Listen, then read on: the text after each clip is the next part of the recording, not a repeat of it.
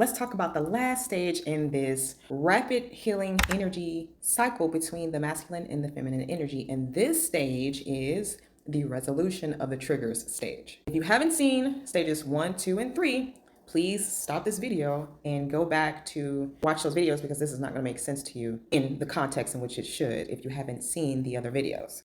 All right, in the first stage, you get triggered. In the second stage, you identify and become aware of the trigger. And in the third stage, you integrate what you've learned about your awareness and identification of that trigger. And then in this stage, you come to an understanding of what it is you need to do in order to move forward with healing this particular trigger.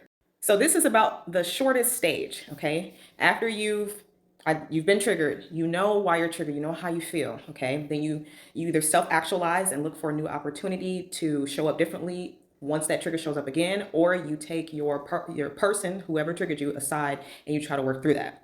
Now, if you tried to self-actualize and you were not able to get a better understanding of your trigger, or you were not able to resolve your trigger on your own, maybe at this stage of the cycle, you would consider speaking with the person who triggered you in the first place. In this stage, you do what the military would like to call an after-action review.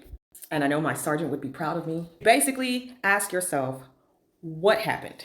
What was supposed to happen? What went right? What went wrong? And then I'm going to add the extra step of, in this stage, you have to decide if there is something or someone that has to be removed from your environment in order to heal the trigger.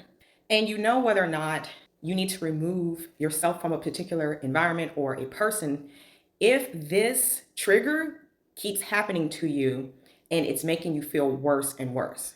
Many times you cannot heal some triggers in the environment that made the wound for the trigger. And many times you can't stay around the people who are triggering you because you don't have enough time to look at the trigger, heal the trigger, and have a resolution with the trigger before you get triggered again. Once you decide if you need to remove yourself from an environment or from a person that may be triggering something in you that is impeding your ability to heal it, then you remove it or you remove yourself. From there, you continue to work on healing the wound that caused the trigger.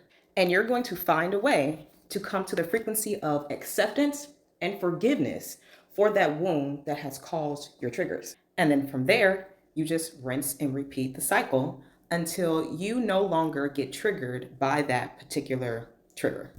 If you need resources or anything to help you heal your wounds that cause you triggers, just make sure that you visit www.GodstyleBilal.com. Look around at the resources that I've left for you. And don't forget to leave me a gift or a tip if you found any value in any of the videos that I have done for this series. Like this video, share with someone that you feel needs to know this information, and I'll catch you in another one.